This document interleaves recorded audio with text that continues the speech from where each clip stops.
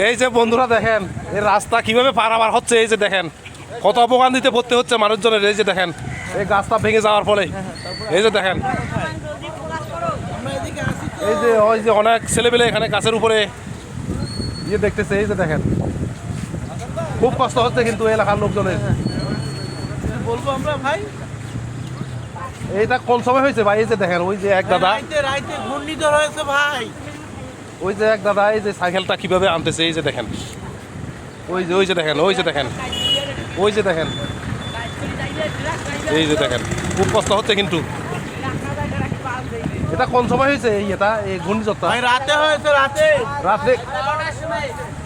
12:30টার সময়। হ্যাঁ হ্যাঁ। এখানে তো দেখি অনেক মানে ঘর বাড়ি তো ক্ষতিগ্রস্ত হয়েছে, গাছপালা অনেক ফসলি জমিও তো ক্ষতিগ্রস্ত হয়েছে। হ্যাঁ হ্যাঁ হ্যাঁ জি হয়েছে।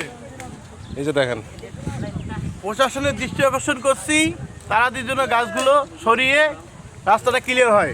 এই গাছটা আর কি অন্তত পক্ষে এই গাছটা যেন দ্রুত এখান থেকে খেতে সরিয়ে যেন রাস্তাটা জনগণের চলাচলের যেন ব্যবস্থা করে দ্রুত।